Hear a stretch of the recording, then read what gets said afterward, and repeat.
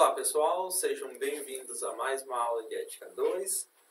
Na aula de hoje nós iremos trabalhar um autor contemporâneo reconhecido por ser talvez um dos grandes aristotélicos ou um dos grandes filósofos contemporâneos que retomaram Aristóteles para propor uma teoria política original, chamado Alasdair MacIntyre, não é? O nome completo dele é Alasdair Chalmers MacIntyre. Ele é escocês, nasceu em Glasgow em 1929 e ele desenvolveu basicamente toda a sua vida acadêmica, não é, dentro do Reino Unido.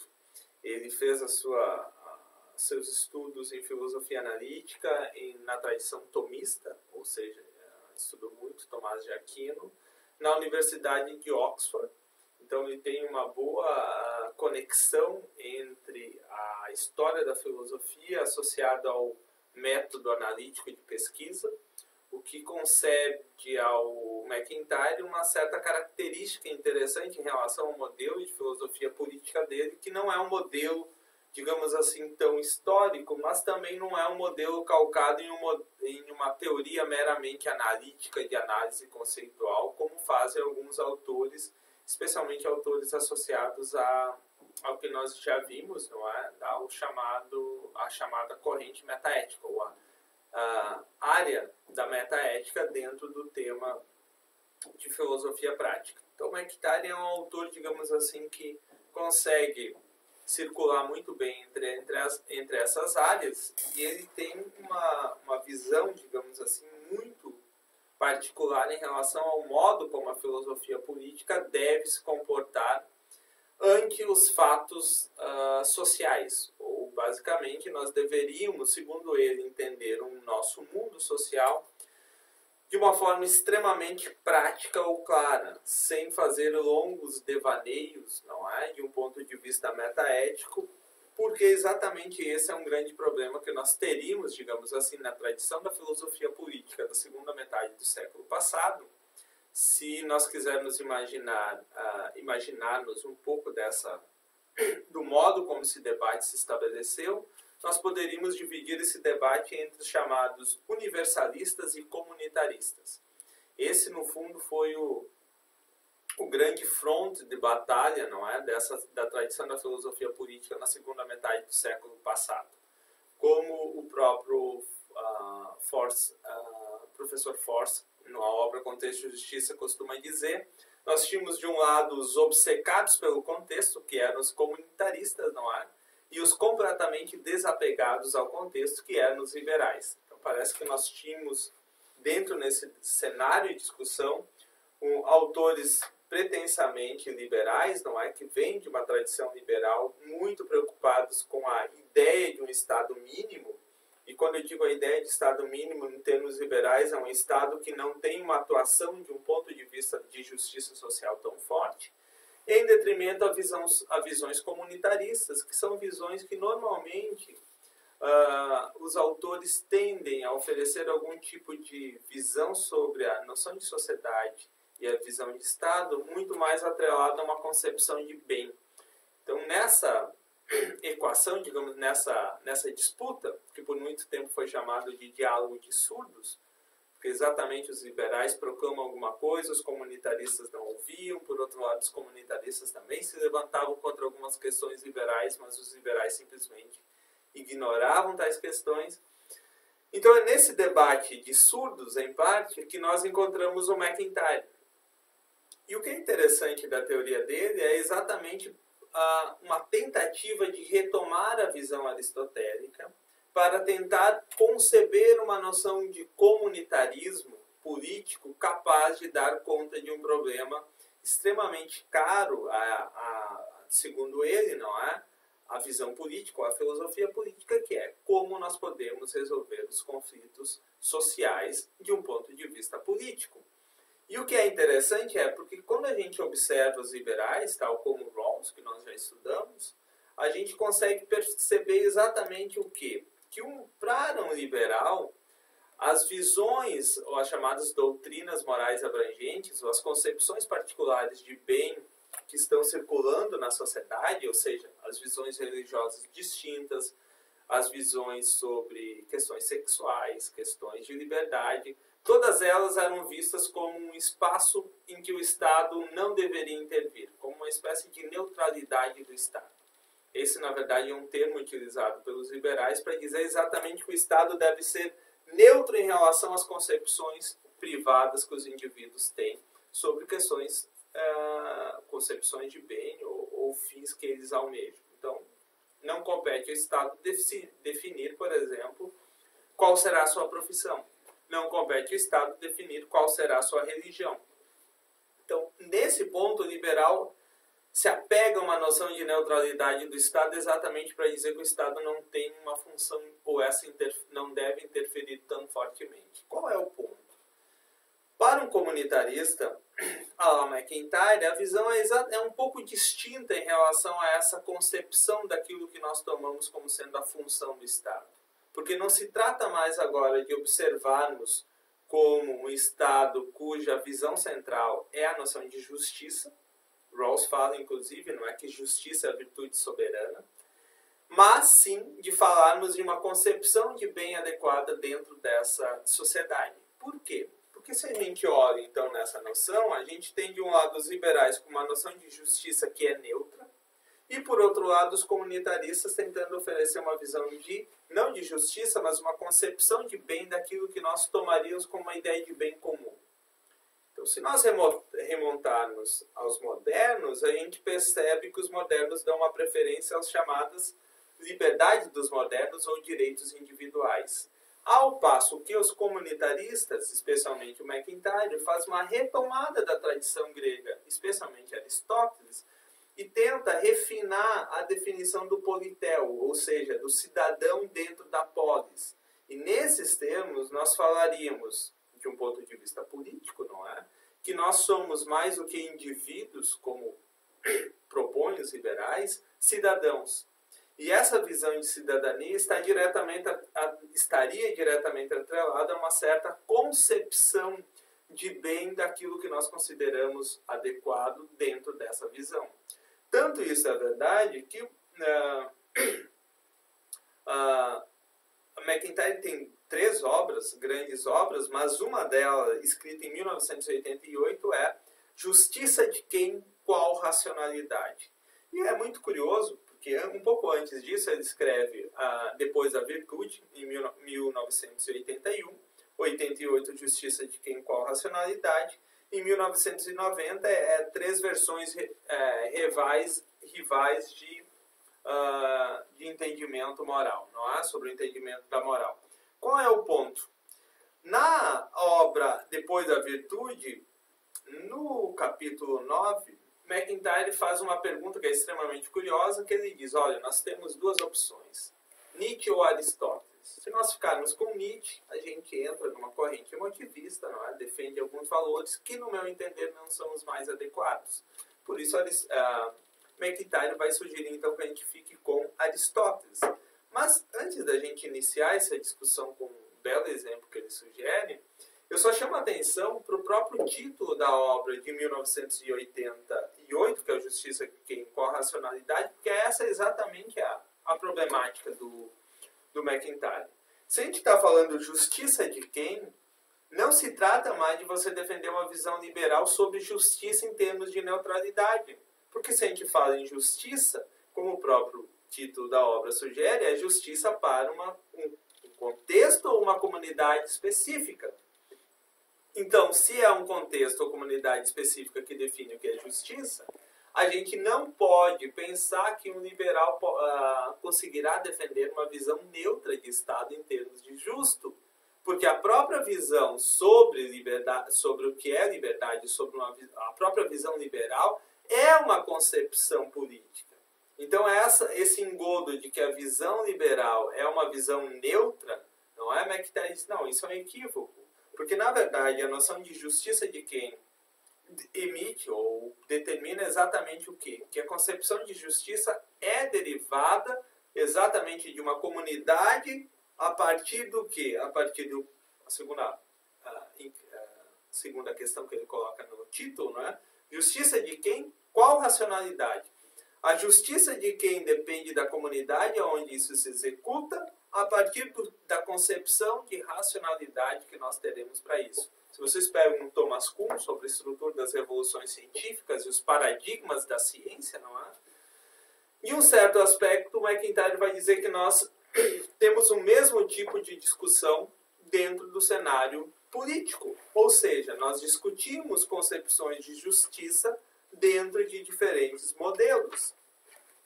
Tanto é verdade que eu gostaria apenas de ler para vocês o próprio sumário da obra Justiça e Quem com a Racionalidade, porque ele começa a definir justiça lá no período homérico. No segundo capítulo ele está dizendo, no primeiro capítulo ele diz, justiça, rivais, racionalidades em competição. Exatamente para dizer que as noções de justiça são distintas. No primeiro capítulo ele trabalha a noção de justiça e ação no período homérico. Depois, período pós-homérico, Atenas em questão, Platão, Aristóteles. E ele vem vindo a visão agostiniana, Tomás de Aquino, Hudson, Hume, não é? A racionalidade das tradições, etc. Só para dizer para vocês que MacIntyre vai fazer uma análise de diferentes concepções de justiça que nós vamos ter ao longo da história. Um exemplo que ele chama de que, não é? Em grego. Um exemplo que eu sempre chamo a atenção, e é interessante, é a própria concepção de areté. A noção de areté, que nós traduzimos contemporaneamente como sendo virtude de um ponto de vista moral, dentro dos gregos é compreendida, na verdade, como uma noção de excelência. E o que é curioso é que o MacIntyre mesmo diz que essa definição de areté ou virtude, não é? Ela é uma definição polissêmica. Porque originalmente a noção de areté, entendida como excelência, se ela for tratada no período homérico, como ele mesmo cita, no período homérico a noção de virtude ou excelência estava atrelada ao herói. Então você ser virtuoso significava ter as características da excelência do herói. Não é? Então você tem Aquiles, por exemplo, alguém com determinadas características a serem almejadas. O que ele diz? No período, na idade de Péricles, não é? Na idade de ouro de Atenas, a concepção sobre areté ou excelência muda. E não se trata mais de ter areté, ter as virtudes do herói, mas ter as virtudes, por exemplo, do filósofo, como vai desejar Platão. Não é? Então a noção de excelência passa a ser distinta. No período medieval, durante o medievo, essa noção de areté também sofre uma transformação.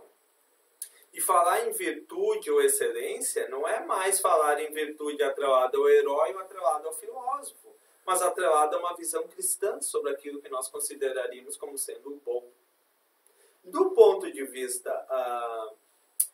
de MacIntyre, essas diferentes concepções sobre a noção de areté se aplicariam da mesma forma à noção de justiça.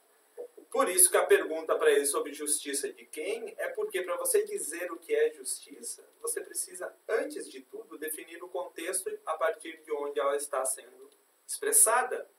E para que essa concepção de justiça possa se estabelecer, ou seja, para que a gente possa oferecer os argumentos necessários para sustentá-lo, nós precisamos observar a noção de racionalidade inerente a ela. Então é nesse contexto que o MacIntyre insere o pensamento dele, não é? Dentro desse debate entre universalistas e comunitaristas, fazendo exatamente o quê? Uma crítica ao projeto iluminista de uma ética principialista. Ou seja, de uma ética que se proporia universal. Porque esse universalismo, no entender do MacIntyre, é um engodo. Esse tipo de universalismo político não existe. O que nós deveríamos fazer, então, como ele mesmo sugere, retomar Aristóteles e o modelo de ética das virtudes, porque a partir dele talvez nós consigamos conceber de uma forma um pouco mais adequada as concepções, ou as diferentes concepções de justiça que nós temos dentro das diferentes sociedades, não é? Uma frase que eu gosto de chamar a atenção sobre o modo como MacIntyre entende a filosofia política é essa, abre aspas, é estéril a ideia de que o filósofo moral pode estudar os conceitos da moralidade por meio da mera reflexão, no estilo poltrona de Oxford, sobre o que ele e os que o cercam dizem e fazem. Essa crítica ao modelo de ética, ao estilo poltrona de Oxford, é uma crítica à noção de ética metaética. Porque essa ideia de esse estilo poltrona de Oxford é exatamente a visão analítica que os filósofos morais utilizavam para fazer os seus estudos sobre ética. Então, nesse sentido, a metaética ela seria totalmente esvaziada. E ela não teria qualquer grande preocupação com a história da filosofia ou com a tradição moral. E MacIntyre tem exatamente uma preocupação em dizer exatamente o contrário. A construção política dos nossos conceitos, a construção dos conceitos morais e políticos que nós utilizamos, é uma construção que se dá basicamente via tradição filosófica. Ao longo da tradição, esses conceitos foram sendo moldados. E entender esses conceitos exige entender o tipo de racionalidade e o contexto, a comunidade aonde eles se executavam. E é por isso que essa crítica de MacIntyre é uma crítica à ideia de que nós poderíamos resolver os problemas tais como justiça social, etc., simplesmente analisando conceitos morais, que é o papel do meta-eticista. Se você lembrar do Moore, por exemplo, Moore não trata de resolver problemas de filosofia prática ou aplicada. Moore simplesmente trata de realizar uma análise da linguagem moral de um ponto de vista metaético. Então, qual é o ponto? No caso de MacIntyre, não é a filosofia moral, é o ponto de vista de uma tradição específica. Por isso que a justiça é a justiça de alguém ou de uma tradição específica. Qual é o problema que ele identifica? Ele faz essa proposta porque ele identifica nas sociedades contemporâneas algo que o próprio Rawls já havia identificado, que é o seguinte: as sociedades contemporâneas são marcadas por um tipo de pluralismo, o que o Rawls vai chamar o fato do pluralismo. Elas são extremamente polissêmicas e fragmentadas. Qual é o ponto, então? Como que a gente pode escolher qual a melhor concepção de justiça? Não um tipo de justiça neutra, mas um tipo de justiça atrelada a uma determinada concepção de bem, diante desse grande cenário, digamos assim, de modelos ou teorias. Esse é o desafio que o MacIntyre considera como sendo extremamente difícil. Qual é o ponto? Se nós tivermos que escolher qual a melhor concepção de justiça, a gente precisa ter um critério. E no entender dele, nós devemos escolher entre essas visões opostas e incompatíveis de justiça, determinando certos padrões de racionalidade pelos quais as nossas ações são guiadas. Por isso que quando ele fala de justiça de qual racionalidade para definir a concepção de justiça que nós devemos utilizar, nós precisamos entender o padrão de racionalidade utilizado para justificar esse modelo de justiça. Lembre-se da definição de Areté no período homérico, pós-homérico, medieval e contemporâneo. Então, qual é o ponto? Qual é o problema? Contemporaneamente, MacIntyre diz, tudo bem, essa foi uma identificação do problema que nós temos e uma proposta de solução. Só que ele coloca o seguinte ponto. Contemporaneamente, qual seria a concepção de racionalidade que nós usaríamos para a justificação moral contemporânea? Qual seria a concepção de racionalidade? E ele diz, olha, nós temos um problema. Porque assim como a sociedade é plural, da mesma forma, os modelos morais também são plurais no seguinte sentido.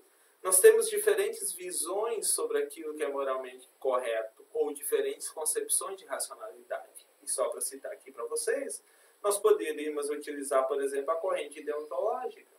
E se nós utilizarmos a corrente deontológica, a gente atribuiria isso a Kant, Rawls ou Habermas. A gente poderia utilizar também um padrão de racionalidade a partir da visão utilitarista. E nós utilizaríamos, nesse caso, Bentham, Mill ou Sidgwick. Por outro lado, a gente poderia também fazer um apelo naturalista ou empirista para essas questões. E nesse caso, nós poderíamos apelar, por exemplo, para uma visão humeana. O fato todo para o McIntyre é que a modernidade passou por um tipo de fracasso. No entender dele, o projeto iluminista fracassou, não é, a oferecer um padrão de racionalidade imparcial que poderia não chegar até hoje. Essa ideia de racionalidade imparcial não se verificou.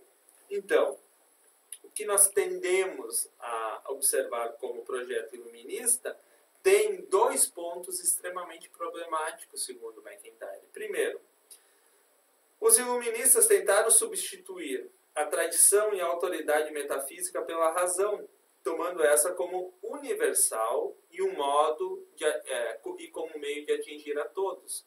Vejam, substituir essa autoridade metafísica ou essa secularização nada mais foi, no entender do McIntyre, do que oferecer o mesmo ornamento metafísico e universal antes atribuído a questões metafísicas, não é? A noção de racionalidade. Então, essa visão de razão com R maiúsculo, como eu queria Kant, ela fracassa. Segundo ponto, a justificação moral passou a implicar no próprio conceito de racionalidade. E isso é problemático. É problemático por quê? Leio para vocês. Abre aspas, habitamos uma cultura na qual a inabilidade de se chegar a conclusões comuns e racionalmente justificáveis sobre a natureza da justiça e da prática, da racionalidade prática, coexiste com a utilização de convicções morais conflitantes não embasadas na justificação racional. Isso é uma passagem da Justiça de Quem com a Racionalidade, página 16. Qual é o ponto? O ponto aqui é que o McIntyre diz que a gente passou a conviver em sociedade com o desacordo. E passou a conviver com o desacordo sem ter um padrão de racionalidade adequado capaz de dar conta ou resolver esse tipo de desacordo. Qual é o problema, então? O problema é que para o McIntyre não existe uma noção de eu desvinculado. Ou seja, não existe uma visão de racionalidade universal que pressuporia uma ideia de eu desvinculado, desengajado de qualquer conceito, de qualquer contexto. Se nós falamos em racionalidade, nós falamos em um agente racional que está inserido em um contexto e não está abstraído de nenhum tipo de particularidade das relações sociais ou qualquer tipo de contexto do qual ele faz parte.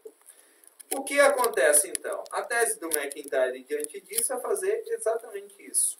Recuperar uma concepção de pesquisa racional incorporada a uma tradição a partir da ética das virtudes aristotélicas. E, para isso, ele tenta fazer um tipo de conexão entre uma pesquisa racional e a própria tradição filosófica.